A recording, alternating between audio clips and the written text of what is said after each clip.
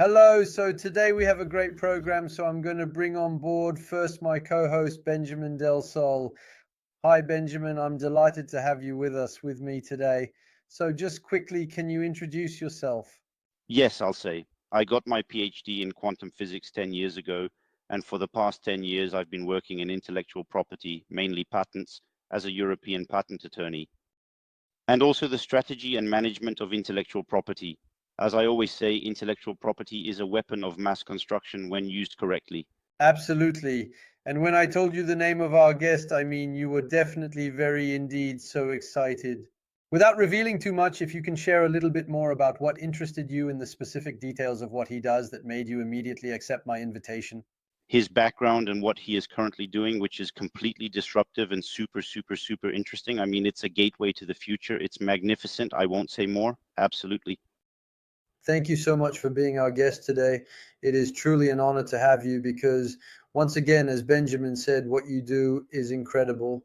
And it's not, how should I put it? We'll really have time to talk about it, but you still have a very successful technology company on the side that is doing very well.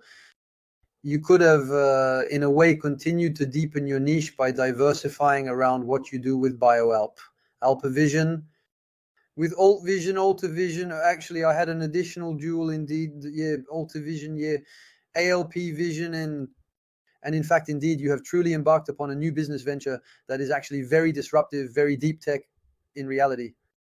We will talk about it. Congratulations for this boldness. It's scientific. It's what we would expect from great scientists. So we are really delighted to have you today. Thank you. The honor is all mine, indeed, I would say. That's truly a lot of compliments. I'm not sure if I deserve them. I've got an hour to find out. That's it. There's really no pressure, so it's absolutely, definitely all good. Yeah, it's all cool. Well, listen, actually, as you know, the interview is conducted in 3 acts. Let's say, first we will try to get to know you a bit as a person, your journey, what have been, I would say, the driving forces, the little motivational elements you encountered along your path that made you the scientist and entrepreneur you are today. What I also like to understand is the significant shift between the academic career that could have awaited you and the transition towards entrepreneurship. What exactly happened specifically? So let's get to the heart of the matter with FinalSpark and this incredible company you have launched. Is everything going well with the program? It's off to a great start, so everything in French. Ah, yes, that's true. It's the problem of starting off in French and then wondering, by the way, do you want us to continue in French or in English? I believe that you are the one in charge here. Either option works perfectly fine for me.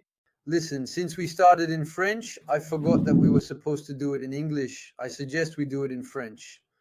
We'll do another one once again in English. Another one in English. What do you think? Extraordinary. Wonderful. All right, let's keep going like this. I will put us, Benjamin and myself, in a small, cozy and comfortable Smurf at the very bottom. There we go. All set and ready and secure. So, Fred, what I'd like to understand a bit more is about your family environment when you were little during your childhood. Were you already a scientist in your parents' garden, tinkering with, I don't know, toys, taking them apart and putting them back together to understand how they worked, or experimenting on insects like biologists often do? Did you already have perhaps a small degree of that scientific element in you, perhaps when you were a little child? So, regarding the family environment, actually, when I was little, my mother was designing the wings of the Concorde. She worked on the wings of the Concorde, and my father worked on the Breguet Atlantique. So we were in a highly engineering-focused and technical and complex environment. It just simply wasn't coming. Indeed, when the first microcomputers, such as the ZX81, made their debut, from that very moment onwards, I found myself entering a metaphorical darkroom where I remained for many years, as all I did was immerse myself in the world of coding and programming, exploring every aspect of it. The X81, and then the Apple II, then the Amiga, and then I quickly became interested in robotics, expert systems, but when I was 15, 16 years old, that was already the case. Yes, so you were immersed in this from a very young age, perhaps even before you could walk or talk. So I almost have no questions about certain elements, which is quite rare. Do you perhaps have, I don't know, any interesting or funny anecdotes from when you were a child about things you did as a sort of proto-engineer before officially becoming one? Did you tinker with things, invent things? Were you already in that mindset? Or even as an entrepreneur, did you invent things to sell them later to your classmates? So indeed, I quickly started by making a first robotic arm, controlling it with the programs I was writing. And then afterwards, I made the most complicated one was a spider. I don't know if you have a photo of it somewhere. And the goal indeed, well, it was made entirely with plumbing pipes, really DIY.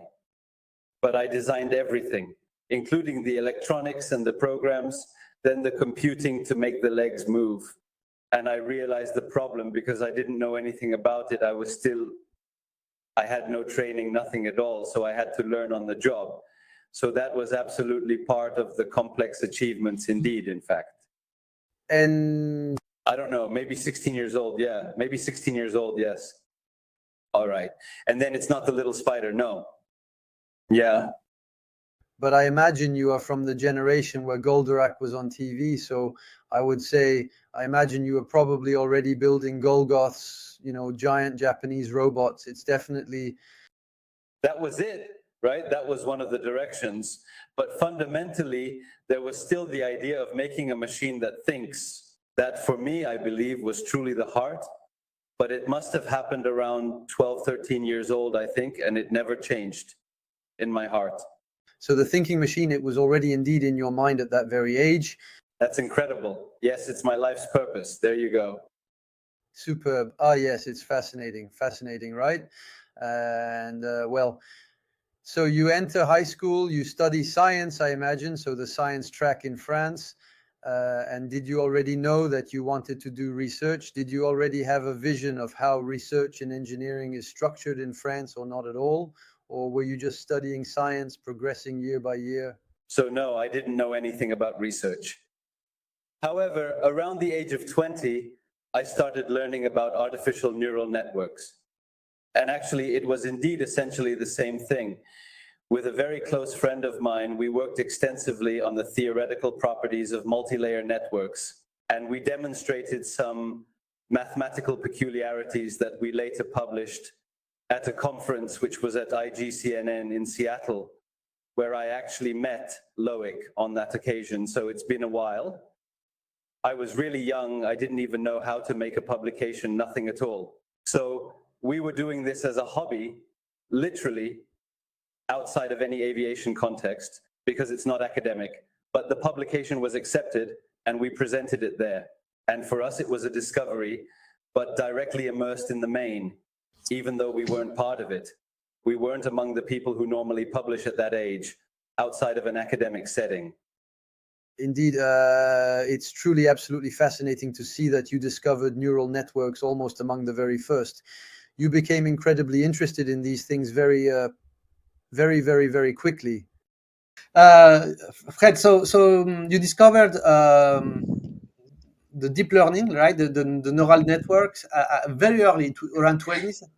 Yes, I was about 20, but at this point we were not talking about deep learning. Now people were talking about multi-layered artificial neural networks. This was the thing, and so I implemented also gradient descent, but it's more the theoretical properties of multi-layered networks. There are some fundamental symmetries that you can show that impact the properties of the hypersurface of the loss. Well, and anyway, this is, you can find the publications is IGCNN 91. So yes, but so the date is amazing, because now it's very fancy, in artificial intelligence is very hot topic. So everyone. Every scientist in the formal science is now an artificial intelligence expert. But in your era, it was crazy, yeah. because I talked with other people of your generation, and they told me that artificial intelligence at that time was not even considered as being a subject of studies. Absolutely, yeah, it was, yeah, and I remember when I was, so I discussed with Mr. Leca at this point, and he was pushing for the gradient descent, and I was very impressed by the theoretical computation of this gradient, because this was a major leap in order to train artificial neural networks. And but when what he discovered several years later, which was convolutional networks, was even more impressive, I would say, and much simpler actually. Wow. So so you are around your 20s, and then you enter an engineering school in France, right? Yes, I wanted to learn about quantum mechanics. And how did you decide for this field, quantum mechanics?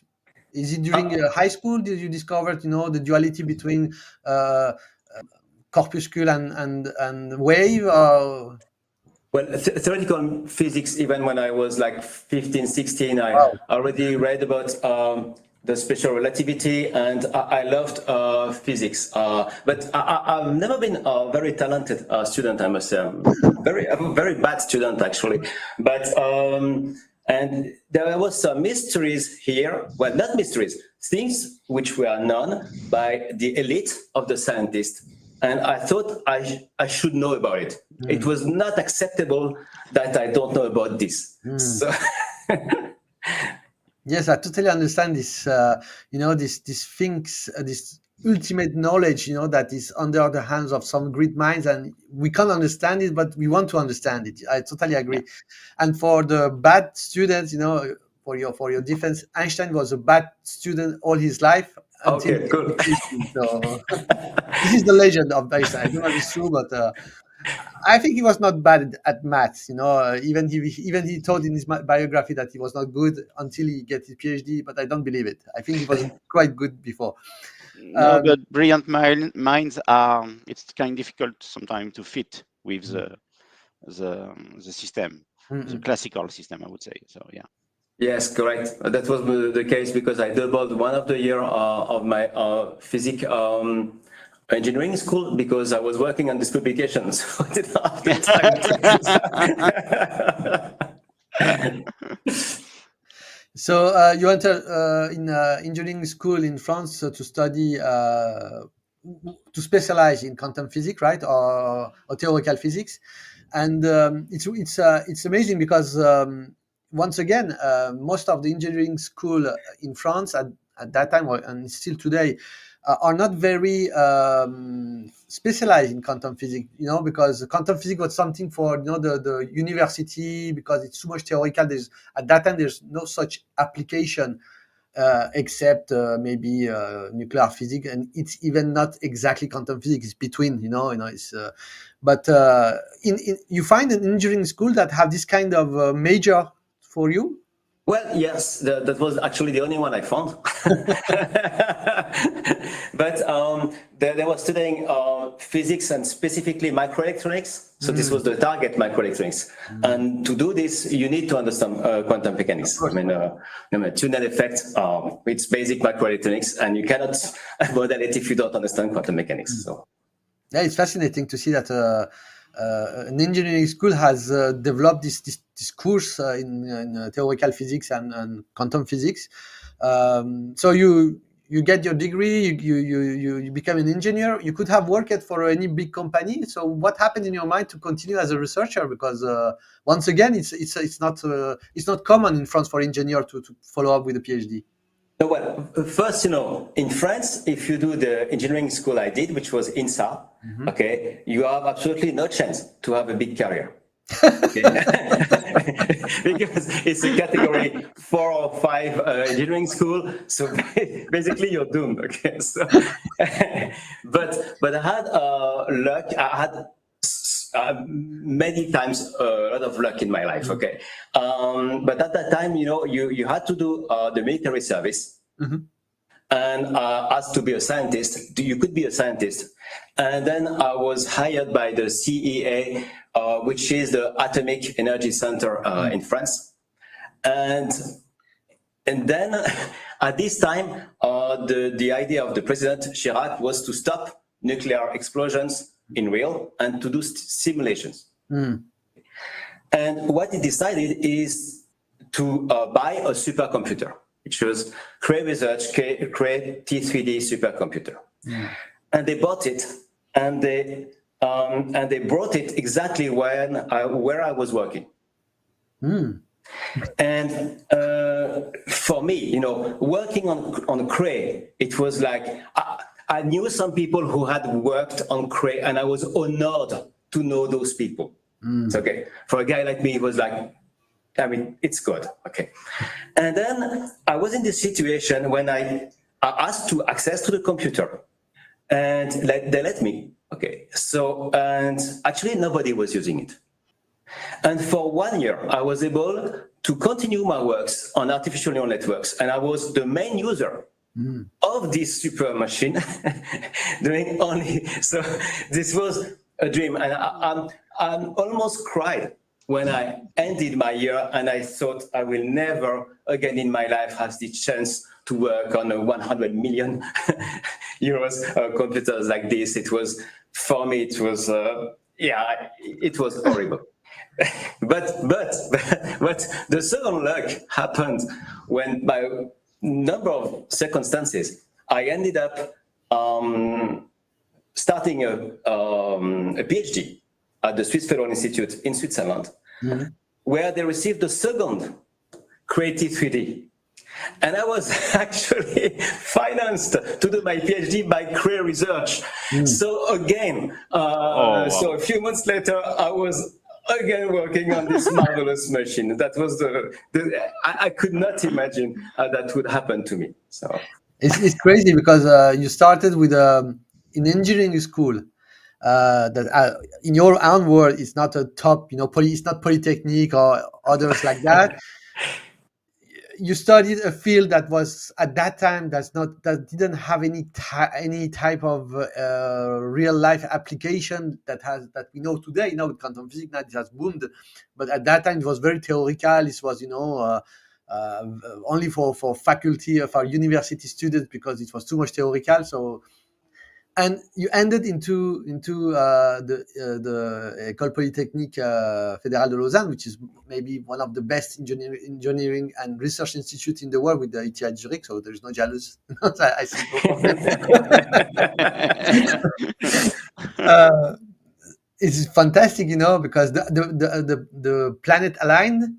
So you worked on the most expensive computer at your time. On something that you mastered, this kind of pre-artificial intelligence stuff, and you ended doing a PhD on the same computer with one of the best research institutes in the world. Yes. Fantastic. Incredible, just incredible. So why didn't you continue an academic career? Well, what was in your mind that pushed you to become a tech entrepreneur? Well, I'm not sure I have any merit here, because what happened in '95, when doing this PhD, is that it was all about startups. Okay, and the professor of our lab, which was Professor Murat Kunt, was a big fan of startups, and many actually startups stems from the signal processing lab when I was working. And then there was another guy doing the PhD with me, and he said, "Well, you two, you should do a startup." Wow. Well, you must do a startup. So this is how it started, actually, and we created the first company just after getting our PhD in 2001. Fantastic. With Benjamin, we have a lot of discussion about this, how we can influence academics, to transfer their knowledge into startups and being more entrepreneurial mind, to have more entrepreneurial mindset. But once again, it's what you say. It's like a dream, because a professor, an academic professor who is pushed by the publish or perish system, pushing his student to learn startup is crazy. I love the story. Yes, but it was in EPFL. But that's the important part also. Absolutely. I don't think we can have the same in any kind of universities and so on. It's very specific also to the Swiss universities. And this mindset, this entrepreneurial mindset is amazing. So you started a startup, and did at that time the EPFL bring you support, to teach you some formal course about business, about marketing, about how to launch a tech startup, or at that time that doesn't exist because no, there was almost nothing. So first barrier that we had is to convince ourselves and others that although we were only technical people, we could manage a company. So we were not sure about this, not at all, and most of the people, serious people like investors, were very skeptical. So you launched AlpVision, right? It was the first startup. Wow! And could you talk about AlpVision, its first time, and if you had some anecdote about the first years and the challenge you faced at that time? So we studied during the PhD. We studied steganography, okay, and my friend was Dr. Kutter, and we were working together on this. Steganography, it's about hiding invisible information into digital media, like videos and pictures. Okay. So we had the technology to do this, but we didn't know how to make money. Out of it, which is a problem because I had no job, so had to quickly find a solution for this. So we tried to see what were the applications. One application was for journalists or reporters to put their name into the pictures. We made 400 Swiss francs with this application. That's all we made. So we had a lot of ideas, which most of them were bad. So, but by chance or by statistics, one of them was good. It was to say, we are going to make printing on boxes, on labels, which is invisible for the naked eye, but that you can detect with the camera. This was exactly the same technology, but totally different application. And here, there was a market. Wow. And the market was the fight against counterfeiting, right? Yes, I forgot to mention. The whole purpose of this is that you have an object, you take a picture of it, and it tells you if it's a genuine object or a counterfeit, or a fake, if you want. Very important, yes. For the packaging of luxury goods, and luxury goods in general, the Yves Saint Laurent bags and Hermes bags, right? Well, probably, surprisingly, no. Not this kind of things. No. This was like pharmaceutical products, tobacco products. Tobacco, yes, indeed. Yeah, and we do also a lot of automotive lubricants. Also gold, many things. Then when you find something and you realize that there are counterfeit problems everywhere, so you can reuse the technology on many different areas. Wow, this counterfeiting era is crazy. I read some books about the counterfeiting of luxury wine in some country in the east. I won't say the name. It's crazy. They take bottles. They take empty bottle and they fill it with their wine, and they so they are so creative, to make counterfeiting products. Yes. Even not product that we have immediately in mind, in luxury goods, but they are, as you say, the lubricant for machines. It's crazy. Olive oil. Olive oil. Also, yeah. So what was very interesting, what I learned I learned this recently, I had a picture of Larry Page, I think, the founders of Google, and they hold a big poster with the eigenvectors and eigenvalue equation. And they were very proud of it. And what is the story behind? And I learned that their success, the root of their success, was to use eigenvectors in order to have a quick referencing system. And it's the same about this first company. It was mathematics which made the difference. This is very interesting because the barrier to entry to be able to use mathematics, fundamental mathematics, in an industrial application is very high. There are a lot of people who can program, but very few can use mathematics for something useful. And that was really striking for me. So how many years now are you operating Vision Alps? Alvision, sorry. So Alvision has been operating for 23 years now. We protect 30 billion of products per year. Wow. that's incredible, because imagine at the beginning we were in the garage with a small inkjet printer that we bought in the shop, doing our trials. We had absolutely nothing. So I said it's really so, and now we have offices in New York and Shanghai. So it's incredible journey. So once again, there is also a part of luck here, but I'm very happy. It's a fantastic adventure, and we can make a whole episode on Alvision, and because it's such a great venture, such a great success. But we are here to talk about FinalSpark.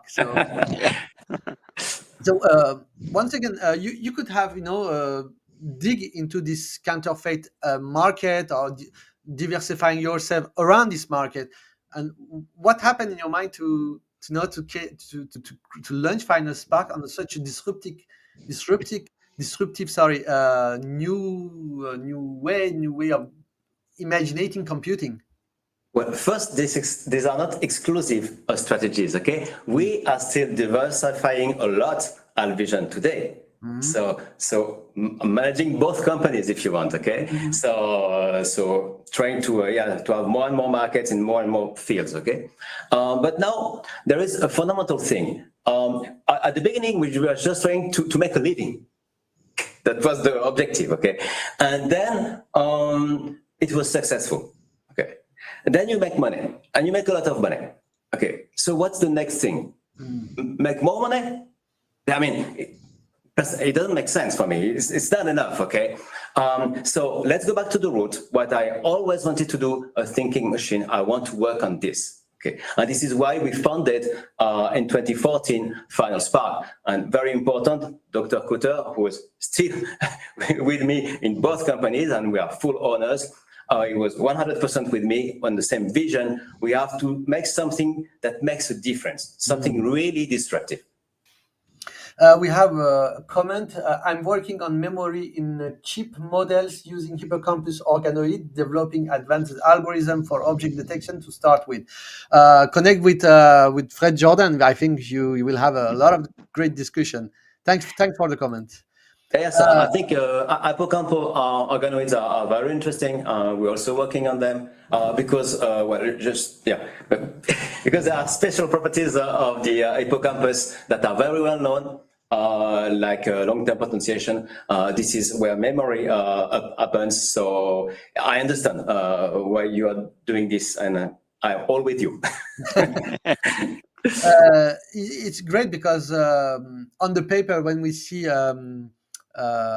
Alvision and FinalSpark, we don't see exactly the relation, but when you explain it, that there is this kind of long-term vision between you and your co-founders, this kind of, and there is always roots, joining roots between this.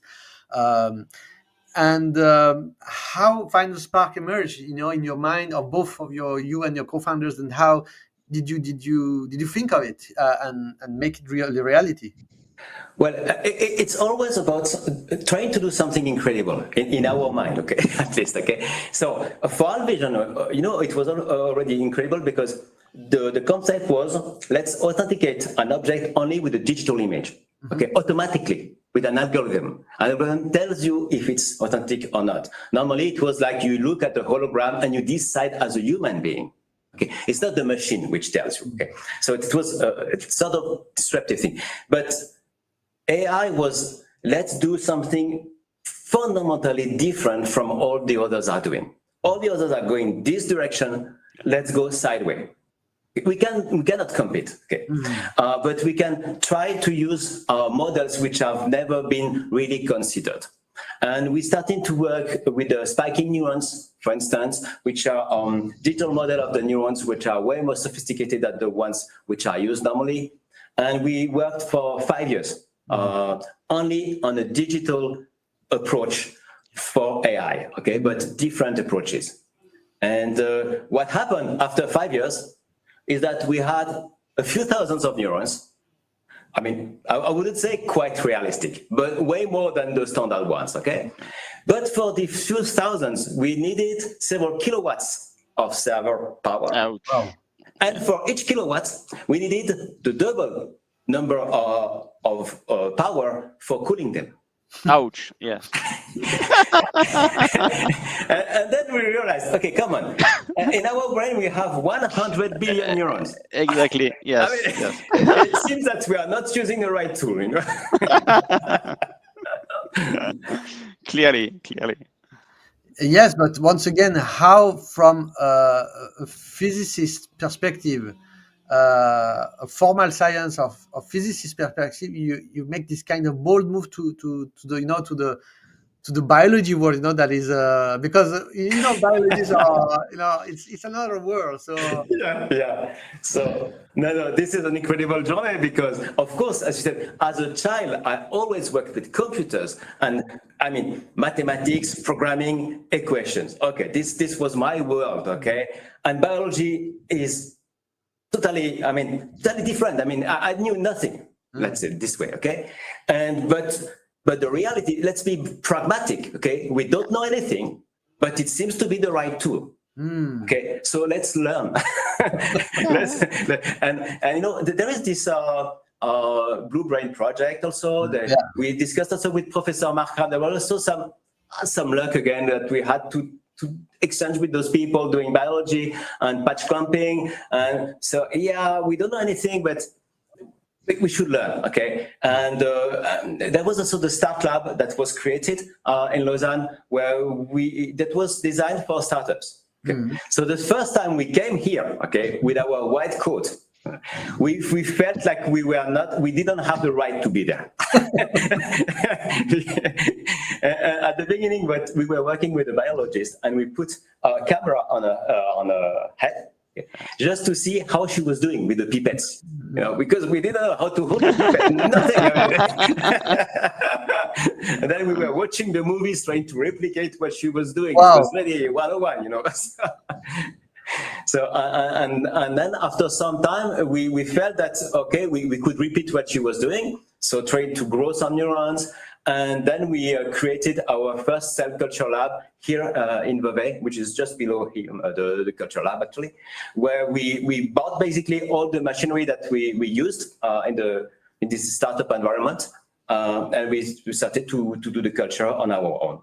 wow, this is once again so fascinating because even as a biologist, imagining that I will launch my own startup with my own lab, with my own, it's kind of out of scope. It's so crazy.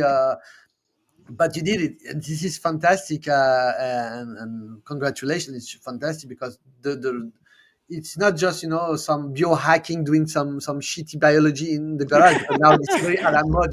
People buy Yes. PCR on eBay and do some shit in their garage. But no, you have launched a real uh, neuroscience lab in your own wall, and this is fantastic. Yes, I must say we were also helped a lot by an organization called APIA in Geneva, who is doing cell culture with Professor Stopini since 30 years.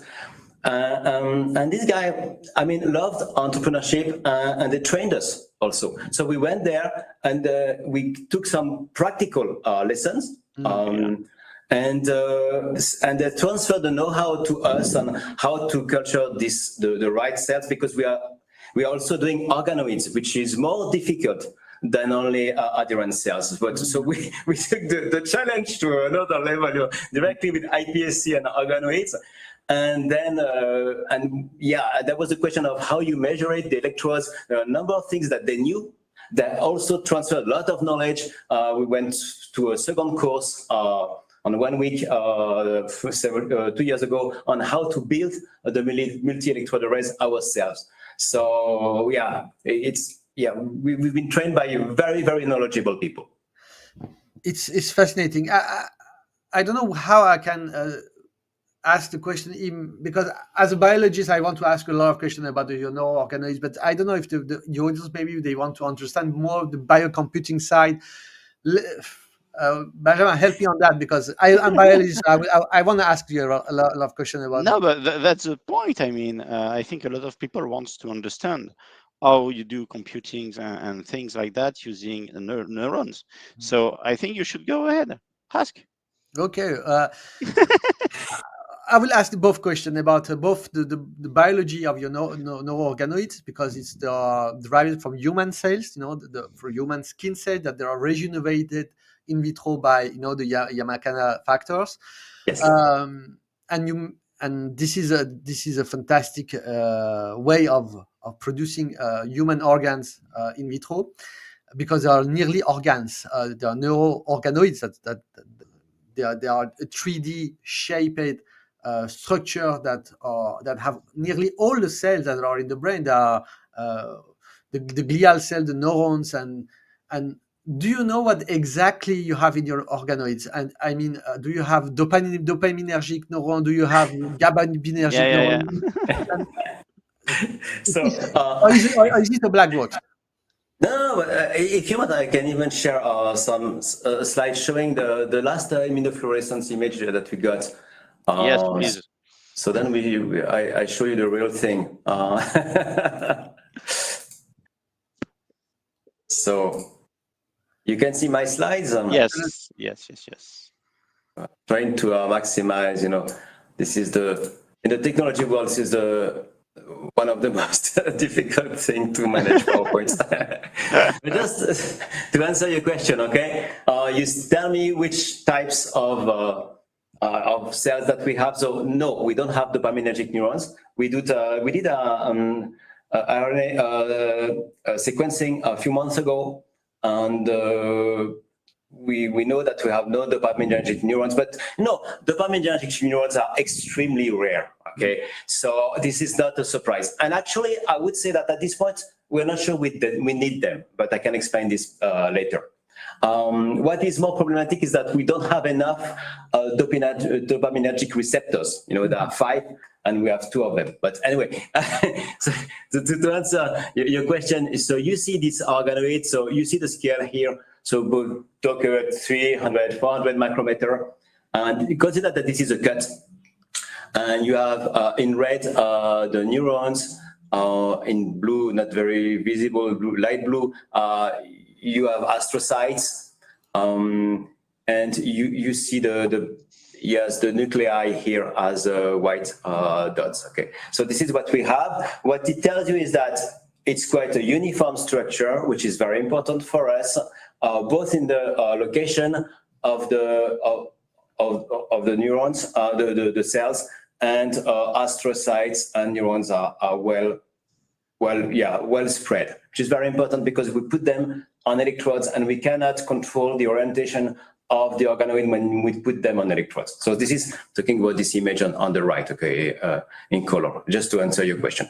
Are you talking about the slide 4, right? I was in. Okay, yeah, sorry. we were on the slide 4, yeah. Okay. Okay, yeah. So I'm on the slide 5. Can you see it? Yes. Yeah. So yeah, you see this structure in immunofluorescence that we get with antibodies. Yeah. Fascinating. And yes, just please, go ahead. Question, because I on the slide 4, I was writing something about waste. Do you have a lymphatic system already to clean up the? So we have a lot of microfluidics actually to have the medium that circulates under the organoid 24/7. And it goes through a waste system. A lot of the know-how that we have is around the microfluidics, actually. Yes. Okay. And you can maintain these organoids alive around more than 80 days, right? Yes, 100 days is a standard now. Yes, wow. Indeed. Yeah. Wow. So, and that's cool because at the beginning it was like, 1 hour. 1 hour, and if we got one spike, we were so happy. It was. Now, if you go to the website, I can also share with you the website because we have a live view. So I don't know what I'm going to show you now. Okay, so it's It's live. It's really live. Okay, so I don't know if I'm going to share this correctly. Yes. Going to share my enter screen. I think. We see it. We see it. I'm sharing it right now, but if you prefer, I will share. Okay. Do you see it? Yep. Okay. Yeah. So I explain what we see here. Okay. What we see here are 4 organoids from left to right. You have 8 electrodes per organoid, and you see this from the top. Okay. And then the fluid, the medium is flowing below, and you see a bubble here. Okay, it's not a problem. Okay. And now, okay, let me show this one, for instance. What I show here is for one organoid, we see the all 8 electrodes. This is live coming directly from the lab. So Yeah. And you see, for instance, for these first electrodes, you see the spikes here are action potentials, which are recovered by our system. And it's running 24/7 on the 4 MEAs. So I see here, I think we have nothing on the MEA4, but it's really MEA2, which is the number 2 seems having the lowest noise. The other have right now we are going to change them, I think, today on the MEA4. The MEA4 is very important for us. Come back on this one, because this is the one on which we can use dopamine. Okay, great. Yes, very important. Yes, I think we lost Harry. Just let me see. I don't know why. We just recently in an email. Okay, let's see. In the meantime, do you have something else to show? From he's back. He's like Terminator. He's back. I don't see you guys. We can hear you. We can see you. Yeah, you sound and you hear perfect. Yeah, you look perfect. Oh, okay. I don't know what happened, but I'm come back with another background. Sorry for that. So how does the interfacing works between let's say the electronic world and your biological world?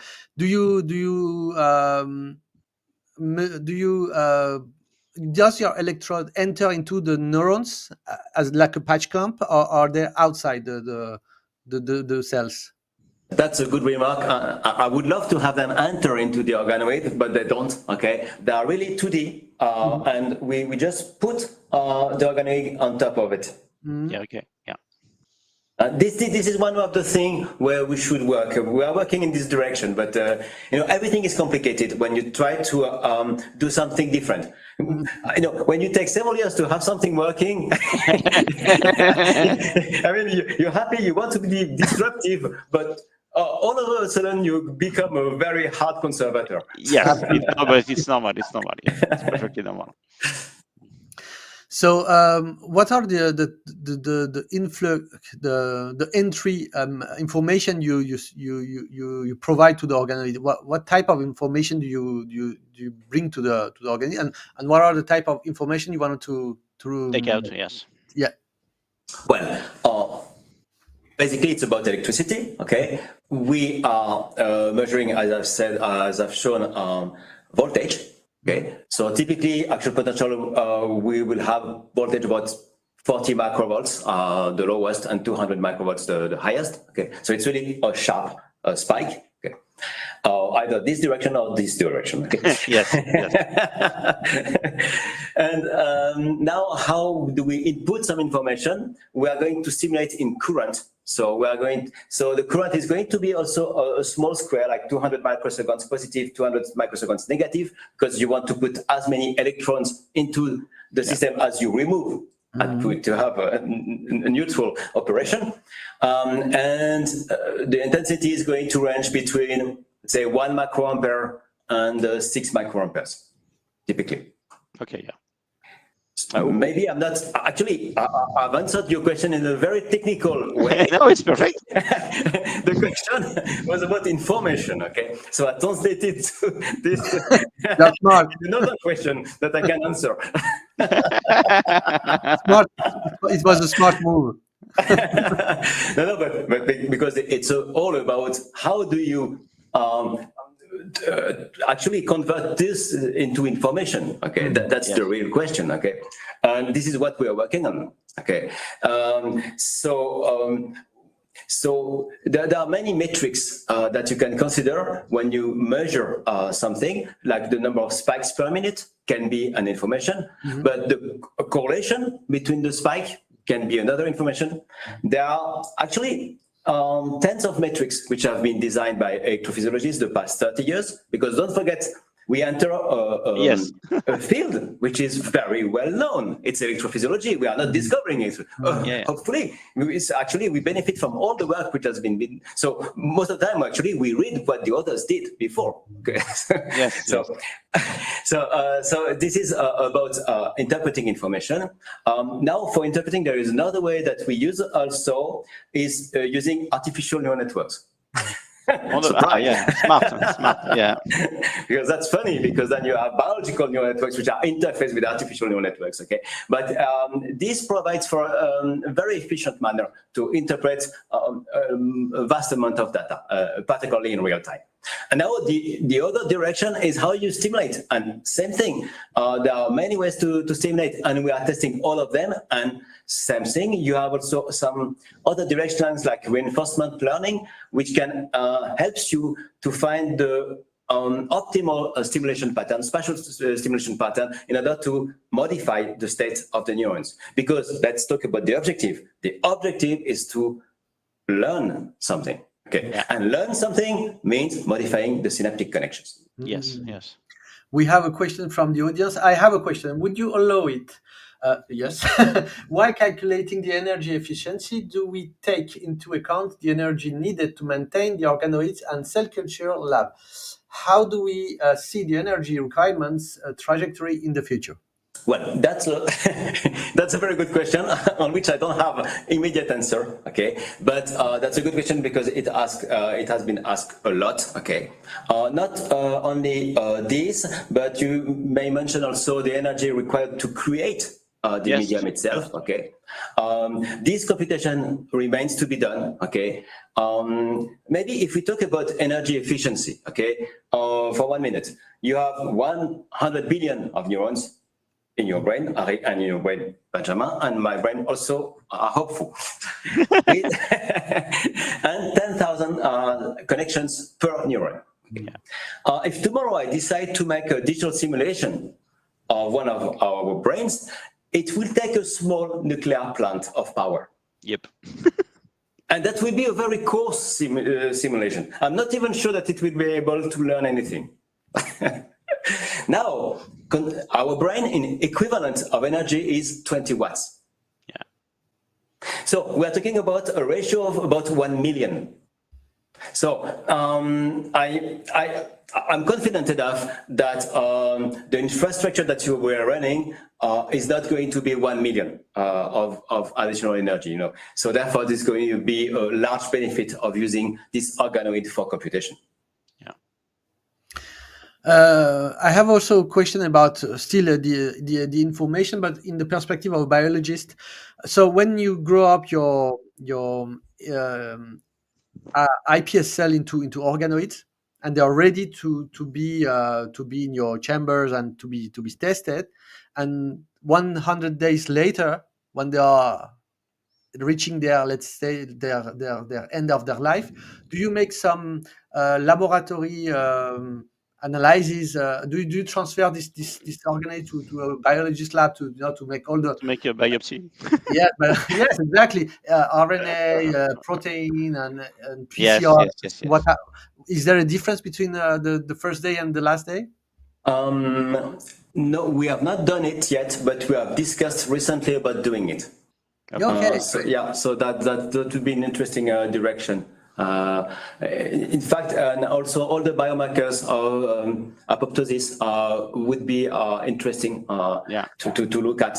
But just to make it clear, okay, when I say after 100 days we stop normally, it doesn't mean that they are dead actually. It just means that we get no signal or few signals, which is a bit different. One thing, you have growth of glial cells, particularly astrocytes, between the organoid and the electrodes. This increases the impedance. As a result, this decreases the number of signals that we get. This is a known problem in vivo also. So, and therefore, it may be just that we don't see them as live as they were at the beginning. So this is one of the issues that we have to solve. that could be, because your organoids are maturing even more to become something more like brain, because they are becoming bigger, right? Because as you said, the glial cells are developed because they are the only cells that multiply. So they multiply and they cover all the organoids, and they do not allow the electric signal to be sensed, right, by your captors. I just stated an assumption. Yes, yeah. No, but it's logical. I mean, it's physically logical. Makes sense. Yeah, it makes sense. Okay. Have you tried to use nanocarbon tubes to connect with the cells? No, we haven't tried, but indeed we have considered this. This is an interesting direction. Yes, there are many ways that we consider, including axons also that could be used. Actually, because actually you can flow action potential in both directions. Sometimes in axons, so that would be a direction here that would be biocompatible. But no, we have not done this yet. Okay. Fantastic. Yeah, but that would be interesting in the concentration of protein after 100 days. Just to see, because right now we know that probably some degenerative disease can be related to high concentration of protein within the brain due to lack of lymphatic cleaning system. So it could be interesting to see also if you have a higher concentration in protein that could. Yes, so we are measuring from time to time the osmolarity of the medium, which gives us some insight of what you're saying. But consider that the medium itself is also renewed. Okay, so there is a closed loop, like a few microliter per minute, which is running, but it goes to a Falcon F50, which is going to be. We will change half of it every week with new medium. Okay. And the part you are so normally, so the cleaning should be great. Okay. Yeah. No, this is a fantastic system because as you are an automated system to bring fresh medium to the organoids, and you remove the old medium. Is there possible to analyze the medium that you are throwing out, because I think there are many information in it. Yeah, so we have not run deeper analysis than osmolarity so far, but you're right, this is also, there are many biomarkers that we should look at. And the reason, what we have all this automated system, it's thanks to the COVID. Of course. This was a sort of luck this time, okay? Again, because during the COVID, we could not come to the lab. Exactly, yes. Okay, so we started to modify our system so we could teleoperate from home.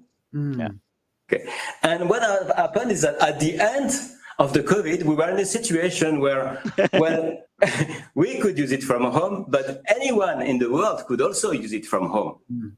And this is where we started to discuss with universities saying, hey, would you be interested? And then there were 34 universities asking to access. Yes, of course. Of course, yes.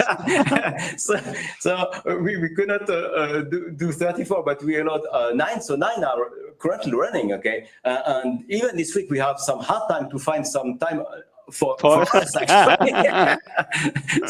so because they are working 24/7, and the microfluidic is one of the critical part of the system to have something operational 24/7. It always works. So this is very important because you have so much variability on this biological system that it's a lot about statistics and replicating and doing it again, making sure that what you see, you can do it again. It's thanks for this anecdote, because it's great to see that if we didn't have this COVID crisis, you still had to being a biology PhD student, doing the lab, and changing the media. That is the nightmare of every PhD student in the cell culture, because they spend their life in the cell culture, changing the media. And the COVID crisis push you to innovate and to did you invent automatization for this organoids in chambers, and did you patent it? Because it can have a lot of other application for other peoples. Yes, there is a patent on this, and of course we invented a lot of things, and there is a lot of know-how actually. But obviously we are not the first one to automate culture. At the organoid level, and how you describe everything, it's fantastic, because once again, the culture of organoids and stem cells in general is a hell, because they proliferate very rapidly, and they need such a condition, to maintain, because they can drift very rapidly into differentiation, or even to transformation. So if you want to maintain their stemness, or to orientate their differentiation in a good way, you have to take care of them very carefully. And the automation you describe is fantastic. Yeah, because you're right. One of the critical things is that we should leave them alone, okay? And there is something bad. Each time we open the incubator door, this is an event which is actually recorded in our system for all the users of the platform. We are opening the incubator. We don't know why, but they get crazy each time, okay? so and after we do this operation, you have to wait for 1 hour that they cool down and they have the normal state. So the less you interfere, the better it is, so for sure. I have a stupid question. When you open your incubator, is the light of the room entering into the organoid? Is the organoid, because maybe you have some visual neurons into your system, and they react to the light. I don't know. It's a stupid question.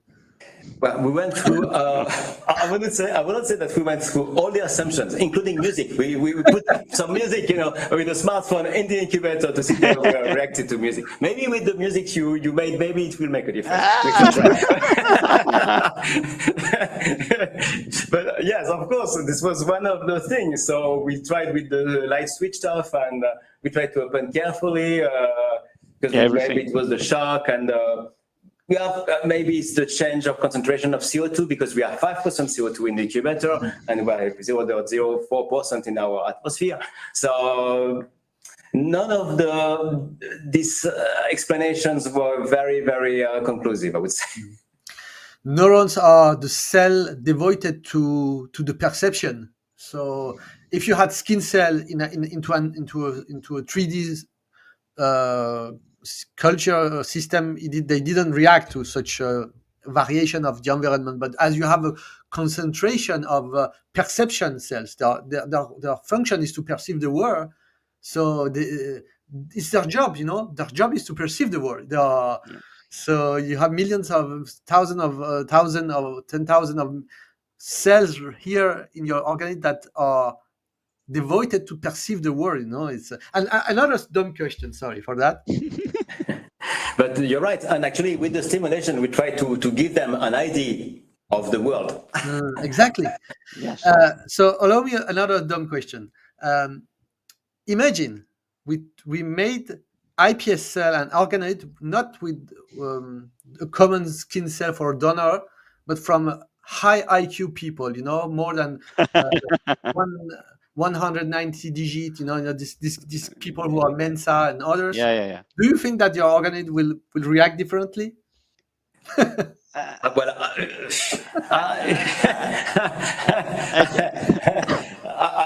short answer is I just don't know, okay? But what I can tell you, a hint is that if I consider what we did with rat neurons, normally we are using human neurons, okay? Rat neurons do not react very differently from human neurons. So I would be surprised if there's a big difference. Yes, if I can add something, what have been shown right now between kind of Mensa people and regular people, I would say normal people, and neurotypic and neurotypic people. Yes, that's better. It's that the quantity of of electrical gain that you have around the axiom and so on. So it's called the myelin. Yeah, the quality and the quantity of myelin is not the same. So you have a better the speed of information between two neurons is higher when you have an higher IQ. So I mean, the only thing you could probably see is that information is traveling faster, but I think that's it. Yeah, so maybe with the RNA-seq, we could check this with the genes of the oligodendrocytes, for instance. Yeah, that could be a direction indeed, yes. My question, even it could sound a little bit dumb, but it backed by some science, because some years ago I read many publications around people who took embryonic stem cells from human, and they put it into the brain of mouse or dog embryo, and the dog or the mouse were smarter because they submit the mouse or the dog to cognitive test, and they were smarter to the control, because the human embryo who developed into the brain of the dog or the mice seems to push these animals to become smarter, So probably by increasing the number of connection. I will share the article offline because it's a great article, by the way. Yes, I don't know about this article, but the truth is that we were conservative. We said, okay, we could take rat neurons. Let's take human neurons. I mean, yeah, sure. It's a it's a reasonable assumption that it should do better. But absolutely. Yes, no, clearly. But there was a remark of Professor Kutter.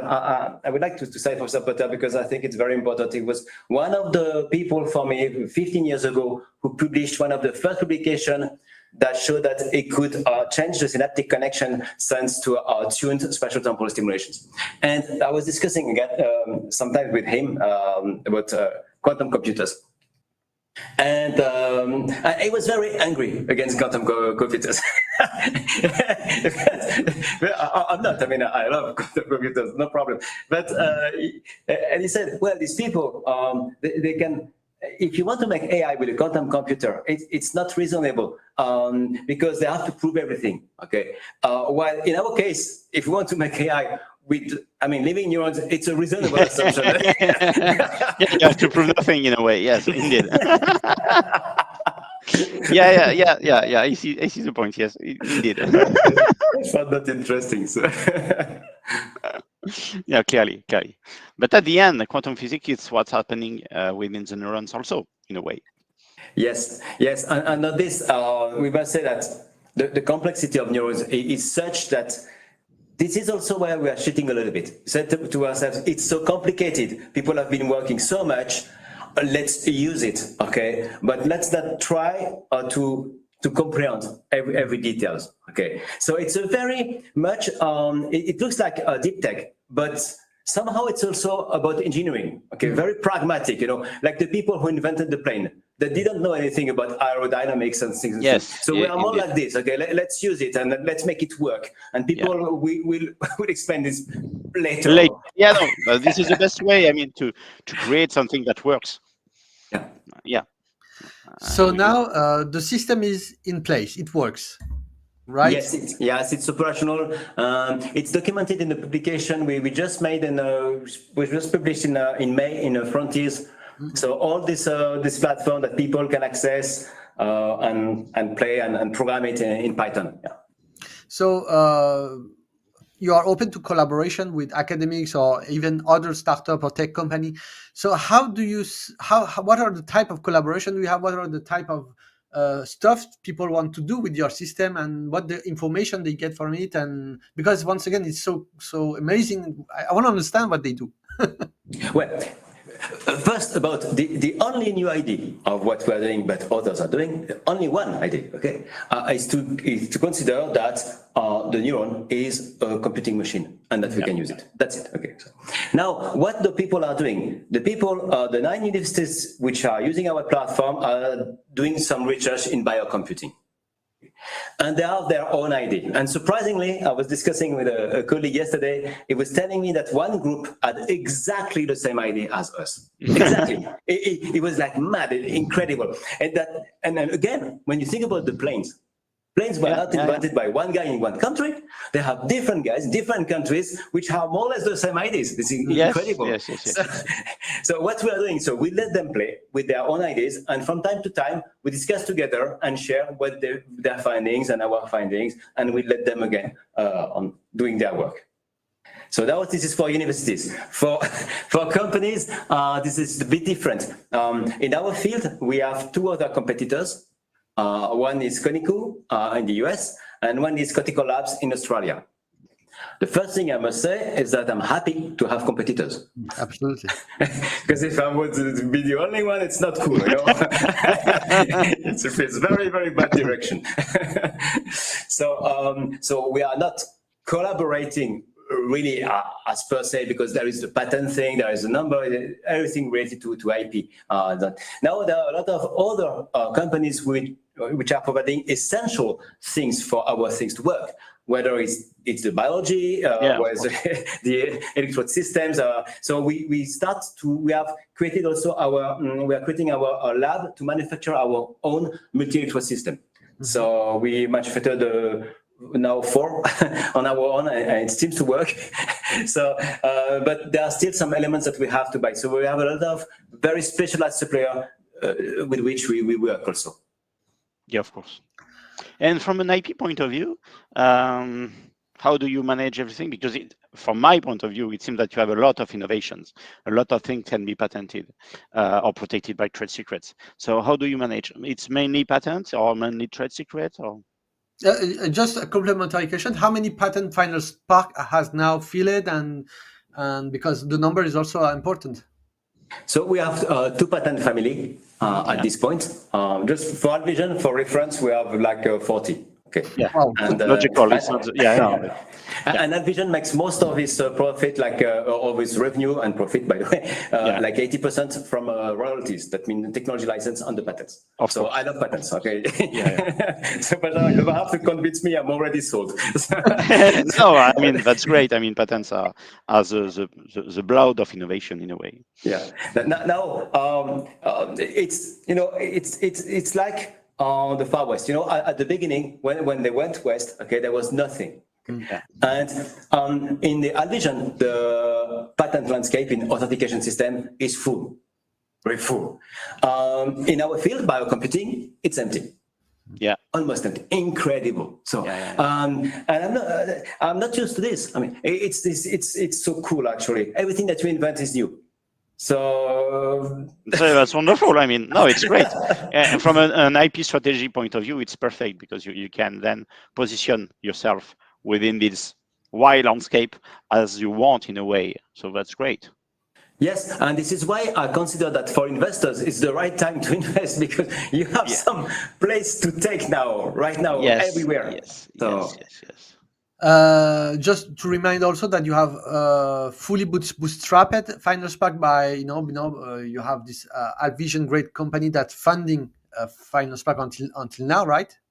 Yes, it's entirely financed by Alvision. Mm-hmm. And since the 2 owners of Alvision are the same, it makes it very simple. No shareholders. We bought back the shares of we had an investor, business angel into Alvision, and we bought back all these shares. So we are totally free. Wonderful.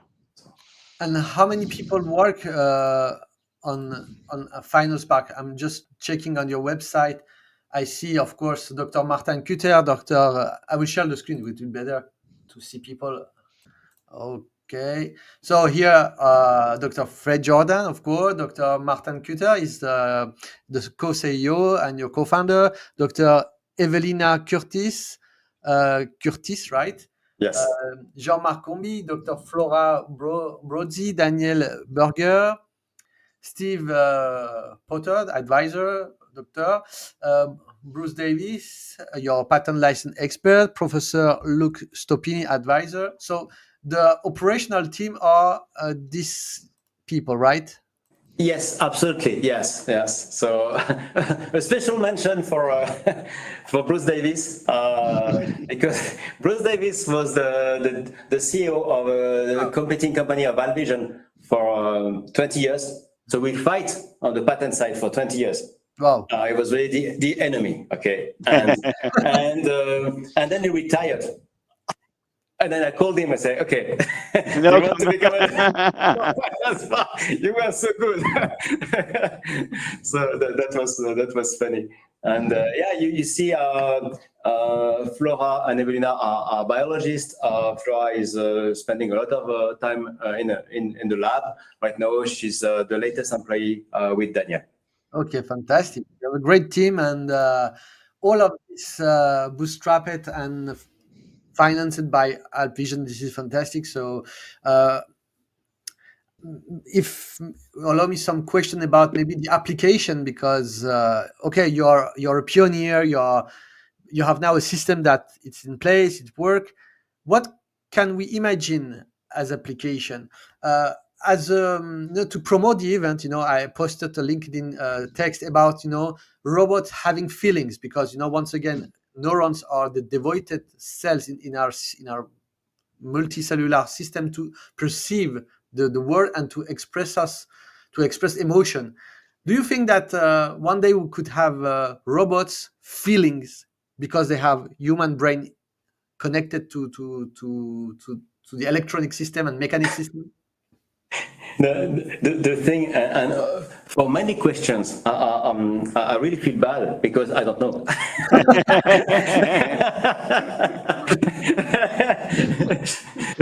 That's so at this point in time we have about 10,000 neurons, so we are more in the area of the mosquito, if you want. There is no fundamental limit now. Okay, we have to solve some vascularization problem. Okay, because at this point, if we want to grow, we have necrosis at the center. It's a common problem of all brain organoids in the world. So it's not only FinalSpark. Okay? So, but the idea is to grow inside, to grow and to have more electrodes, to have richer processing power. So now, if you talk about applications, okay. First, as a preamble, if you ask to the people who invented the transistor, okay, like what, Mr. Inventor of the transistor, I don't know, what are the possible applications of the transistor? He would tell you about switching current or obscure stuff like this. And that's it, yes. He wouldn't think about smartphones and internet, for sure. Okay, so I'm going to give you a vision which is maybe completely wrong, okay, or understated. But one direction is to look at servers running artificial neural networks today. Okay, and so when you run ChatGPT, for instance, it's artificial neural networks run in the cloud computing. So it's not running in your PC most of the time. And one direction is cloud computing, but biological cloud computing. So one vision would be that you make computation 1 million times less expensive, 1 million times less energy requirements. That means pollution. Everything is, the problem is solved. There is no pollution or problem, ecological problem solved with computation. This is solved. Yeah. So because 1 million is done. Okay. Now, there are a number of things to accomplish to get to this point, granted. But if you tell me about one objective, servers like it would be one objective. This is a bit what we're already doing. Actually, we have a server when people can do things. But the problem is that we don't know how to do something useful yet. But yes, of course, the computation problem you raise is a massive challenge, and your system can bring a solution. But as I'm a biologist, and I also have this tend to think about biology. We talk about the fact that your organoids respond when you open the door of the incubator. What if we try to teach them some words? You put some sounds of a mother into the incubator. Using Pavlov, for example. You have your electrical output. That you can then maybe decipher some language, and they can even say some words to you. It could be well. Just if you talk about Pavlov, for instance, it's a very interesting direction on which we are working. So now the control stimulation that we have them through the electrodes, okay? But what we are trying to do is exactly that, actually, not with words, okay? But what we want, for instance, if we stimulate this electrode, we want this other to answer. If it does not answer, that means in artificial networks term, it's a loss. There is a difference between the expectation and what you get. Okay, and the same thing as with artificial networks, the goal of training is to minimize the loss, the difference between what you get and what you have. So now, what do you do to correct this? Okay, there are basically two directions. Okay, either you stimulate at the right time all the electrodes. Okay. And this is one interesting thing, because this is the way we are working now. But what I'm doing, actually, I'm stimulating you. And hopefully you're learning something. So the process works. Always, we are very conservative. It's a proven technology. So, and there is, so only with electrical stimulations, we can modify a system, and we already did successfully. Now there is another direction that we also do, is the use of neuromodulators. Specifically, we're working right now on dopamine. Okay. So what we have in the medium is dopamine, which is caged dopamine. So it's a dopamine which is like a molecular cage. It's not really a cage, but anyway. And it's in the medium, and we use UV lighting to cut the cage and have the dopamine released. And this is a very efficient way, because in a few milliseconds we can reward the system. Exactly. So if it does right, we will reward. You have to consider, because if you think about artificial neural networks, you have access to all the weights. It's just in the tensor, you modify it and you tune. Okay, and then you have gradient descent with Loca and everything. Okay. But we don't have access to the weights. We cannot do this. So we have to rely on something else. Chemistry. And the hope is that the biological networks are already wired with learning systems, already integrated. And we just have to reward it at the right time for it to automatically reconfigure the synaptic connections to do the right output that we wanted. Wonderful.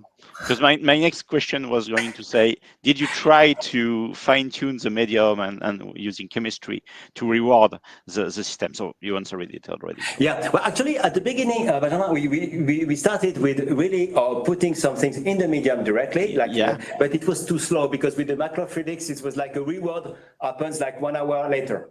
Yeah. Yes.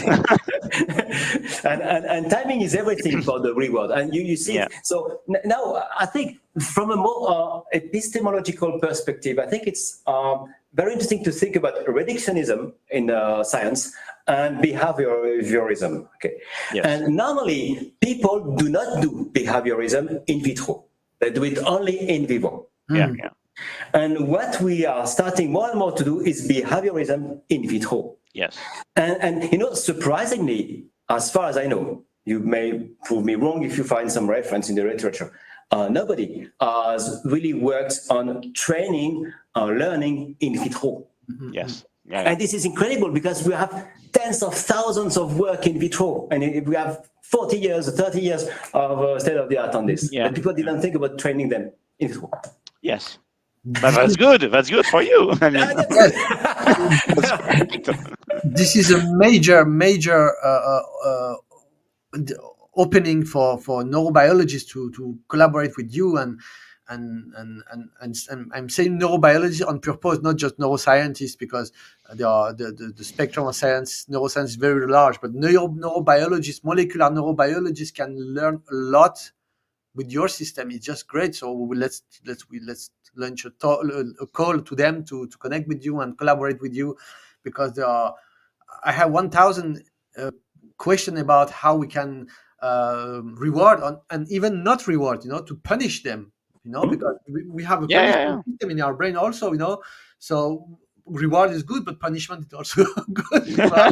You have to punish your neuron-organoids if they don't learn their lesson. So then comes another theory of Professor Friston with the free energy principle, that states that if you stimulate randomly, your networks is not going to like it.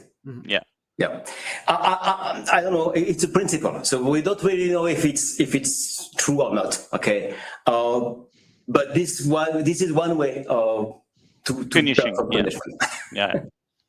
Absolutely.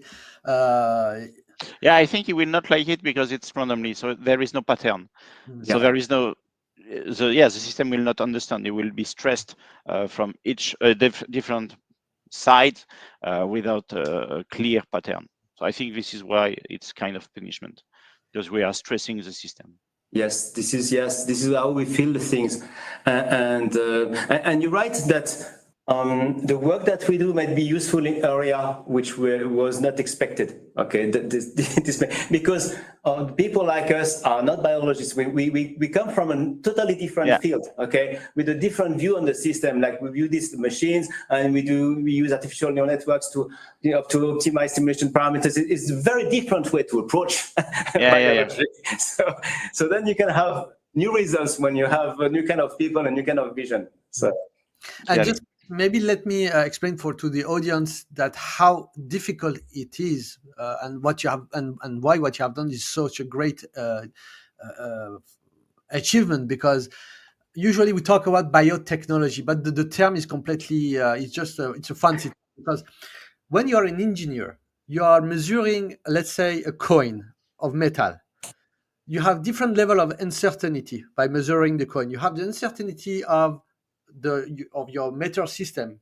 Maybe it's not perfectly perfectly calibrated. You have also the uncertainty of the measurement of the technician who measure the coin, but you don't have uncertainty of the coin, because under normal temperature of the normal atmosphere, the coin will not change its size, his degree, his temperature, etc. But it can expand and shrink a little bit with the temperature, Yes, but you are entering another. I know. No, I'm joking. But the biological system, you have 3 levels of uncertainty. You have the measurer, the guy who measures the system. You have the instrument that measures, and you have also the biological system by itself that it's fluctuating. So that's why calling biotechnology is something fancy, but it's not really a reality. But what you have done with FinalSpark is just wow. Yes. And to make it already a cloud biocomputing system is really impressive, because you could do that, in a lab, and that's it. But no, it's already connected. Universities around the world can use it, so it's really, really impressive.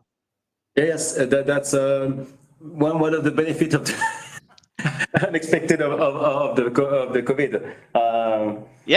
But you have been able to adapt. But and you're right, the variability, it doesn't end here. Okay, the variability it's varying through time. Okay, because the organoid is evolving constantly. Even worse, when we want to interact with it, we are changing it. Yes, of course. A bit like quantum mechanics. Quantum physics, really, exactly. Because each time you will kind of. So my question is: these 9 universities are using the same? They are sharing the same organoids in a way. So when one is doing an experiment on it, and then later the other one come, the organoid is not the same anymore. Yeah, you are right on this. You are perfectly right. Okay, now we have 4 multi-electrode arrays. Yeah. 3 are for all these 9 universes. 1 is for us. Yeah, Exclusively hopefully, for us. yeah, Okay? yeah. And we give free access. Okay, for these people. If they Yeah, yeah. want to have their own one, they can pay for it, and then we allocate one. And but the variability doesn't end here. Between the organoids themselves, there is a difference. Yes, of course. Yeah. So each time you put a new organoid, you discover a new world, actually. Just consider even the way you put it on the electrodes are going to change totally, actually, which neurons you are activating. Yeah, yes. Fascinating. It's fascinating, and once again, it opens, FinalSpark opens so many doors, that the possibility of opening so many doors, and we don't know what are behind. So it's the best time to join you and collaborate, or even invest. You talk about investors, so you are seeking investor too? Yes, I do, and it's one of the reasons, actually, when I get out of my lab and to talk to you, because this field is totally new. Okay? Basically, nobody knows about it. Okay, and nobody includes the investors. So we thought it was better that to work with people like you, to have people talk about it and be interested, and to see if investors come to us. So we don't seek, we don't look at it. I'm not going to call investors. No. They should call us. Okay, this was the bet. But and surprisingly, it quite works. I mean, in the past 8 days, FinalSpark has become a bit viral, and we have several investors who contacted us. I mean, big groups said, "Yes, this is fantastic. We want to be part of this. And this is what I want to hear." Okay, people who want to be part of it. So enthusiastic people. So yeah, there are already some meetings which are planned this afternoon, next week. So it's working. So yeah, because we are looking for 50 million of Swiss francs. So let's say 50 millions of euros. At our stage of development, this is an incredible amount of money. I tell you, I mean, it's but I mean, otherwise, if we want to go with our rhythm, we are going to continue financed by Alvision. It's okay, but if we want to take the lead. Of course. And make all these patents, by the way. Exactly, that was my point, because only 2 families, it kind of... Working on it. But we can talk about that later, yeah. And we'd love to have, 30 people hired in the first year. This is the vision, and financing for at least 5 years. Because I want people to be confident, we have the money, we can do really good research. So wonderful. But it's not so far than in quantum computing companies. Yeah, I work with several of them, and they are looking kind of the same amount of money, and they are targeting on a long shot, because right now they don't have a real application right now. So I think it's perfectly doable. Especially regarding the energy saving features that you provide, which is huge. And nowadays it's so important. So I think green lights. Clearly. Yes, you're right. Quantum computers is really the model. We look into it. We see that if people are investing into this, if they invest this, Exactly. Yeah. So we can talk also about IP strategy from quantum computing, what they do, to see if there is some parallels also for you.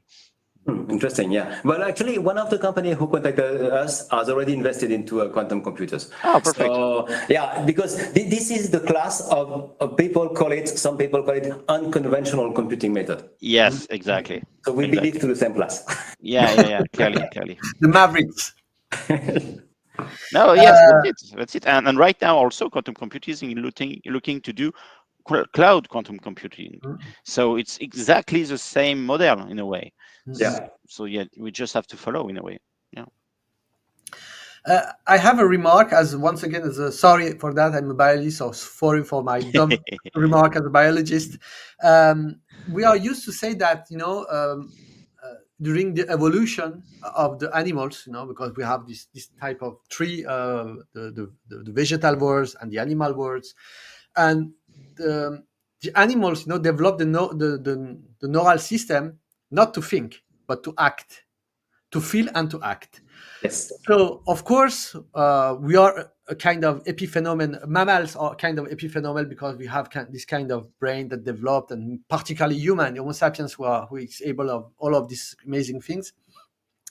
But if we stick on this evolutionary vision that our neural system, our neurons are not made to think, but to act, to feel and to act, could we imagine that putting together your neuro-organoids from the iPS cell, but also from muscle cells derived from iPS cells also together to connect muscle with the neurons, so we have a kind of neuron and muscle Feel and act, system. yes. Yeah. What do you think of that? Well, yeah, there is something called assembloids. Mhm. So assembloids, there are already some publications about this. That means you do some organoids and you connect them. Okay, and one thing that I can tell you that works each time, 100% sure, is the connection between organoids. We do it a lot in the lab. It's incredible. They love each other. Okay, sometimes they love them too much. Neuro-organoids can connect together. Okay. Yeah, But guaranteed. neuro-organoids, but with muscle organoids from the same. So this I don't, this I don't know. I know the assembloids for like if you have an hippocampal, for instance, organoid, and you connect it, I mean, to substantia nigra, I would say, organoid, and glutamatergic or more forebrain organoids. You can connect them together. There was a publication done, I think, last year in Austria. By the Academy of Science, which is very interesting on this point. It works like hell. Like they can simulate the different functions. They are not working on biocomputing, but now you're going further, okay, than brain cells. So, but yes, if I talk about Koniku, for instance, of our competitor, they put system. They made some mutation which enabled the neuron to sense some specific molecules, like explosive, for instance. So they can use also the neurons to detect things which are in the air. So it's a bit the direction that you mentioned. Fantastic. Just one remark, Ari, you were talking about feeling and acting and not thinking, but I think we are thinking just a way to optimize our action based on our feelings in a way. Yeah. So it's just that we have a lot of neurons and connection. So we are able in a way to take times to optimize our action based on our feelings. So the thinking part, I think probably every being livings are this kind of thinking, but it's very short or very quick or not very developed, I would say. You know the joke. You know the neurobiologist joke. They say the brain is just like a cat. Brain know how to think. Cat know how to swim, but both they don't like it.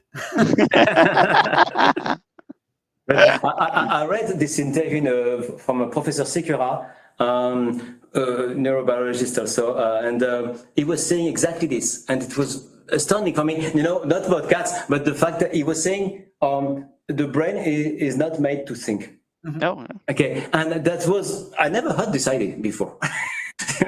That's very interesting idea. No, yes. I mean, the brain just want to reduce the work effort in a way. So that's why when you cross your arms in a way or in the opposite way, you don't feel comfortable because it's not a classical pathway within the brain. So he has to work a little more. So it's just want to reduce the energy consumption. Yes, so it's a great example to follow. Yeah. Limitation system. Yeah. Fred, we can keep you 10 hours and discuss with you because you are such a fascinating and devoted scientist, technologist, and entrepreneur. And Benjamin and I, we love people like you. So we can keep you. You are already noon. So just maybe to conclude, could you offer some advice to PhD student and postdoc who would like to follow your path? Do you have some secret to share that can help youngster to follow your brilliant path? And also, would you like also to recommend us some great resource, to read or books or anything? Secret, well, there is one statement which is very obvious: is that if you don't work for your dreams, you will work for the dreams of others. Yeah. I always say that. now, I mean, I'm not sure you become suddenly some entrepreneurs. I mean, you see, there was a long path in my life actually towards this direction, and the quality of the people that we meet are very important. Also, I find that many things which are said by motivational videos and on creating an entrepreneur are, for me, I find it very inspiring and very true. And yeah, that's wow. This is amazing. A scientist, an entrepreneur at your level, saying that he is inspired by some motivational video on YouTube. It's crazy to say that, but thanks for sharing, because we are all nurtured by people who now share. This is great. Maybe you would like to recommend us someone who's to follow, or book to read, or something. It could be about science, it could be about entrepreneurship, it could be anything you like. Well, there are these French entrepreneurs like Oussama, who is talking on YouTube, and I find inspiring, but I find them actually all inspiring. All the entrepreneurs, the big ones, includes, so Elon Musk, because I'm listening a lot what he's saying. There is something about perseverance, and discipline, because I've been doing this for 40 years now, so and always the same direction, always the same. So and the routine and the way you structure your life, so that you can focus really on this. That means there are a lot of things which have to be aligned. That I personally feel, okay, like your private life, everything, the people that you meet, and also that I never feel that I'm working, never. Okay, I'm just bored in vacation. This is the reality. I'm so happy each time I wake up. I'm so happy to come here, and even managing both companies. It's a pleasure. Because these are things which are inspiring. Happy to be there, and I will work like I'm not working a lot of hours, by the way. So, but I will really focus on my work, and then okay, I get home, and then we start the next day with the same enthusiasm, because I feel that with FinalSpark, I live in a science fiction movie. Okay, and I love science fiction, and when you go to a movie of science fiction, you're transported by the movie, and then the movie ends, and I had this very bad feeling at the end of the movie. I don't want the movie to end. So I feel like now I've moved the movie in my life. So now it's never ending. I have the same feeling when I watch a science fiction movie.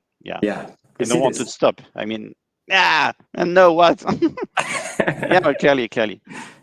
I have a great show to recommend. It's Dark Matter with Jennifer Connelly and other guys. It's about multiverse. It's fantastic, and I recommend everyone to watch this show. It's great. Dr. Fred Jourdan, thank you so much for being our guest today. It was a great honor. Fantastic to hear your venture, and Alvision, FinalSpark, and we can make 10,000 episodes with you. Because both ventures are so amazing, and we just talk about little bit about Alvision, but you have so many things to talk about Alvision and what you have done with this great company too. So thank you so much, and thank you, Benjamin. Thank you, Jordan. Hope you enjoyed this episode. Bye bye. Yes, thank you very much. Thanks to all of you. Goodbye.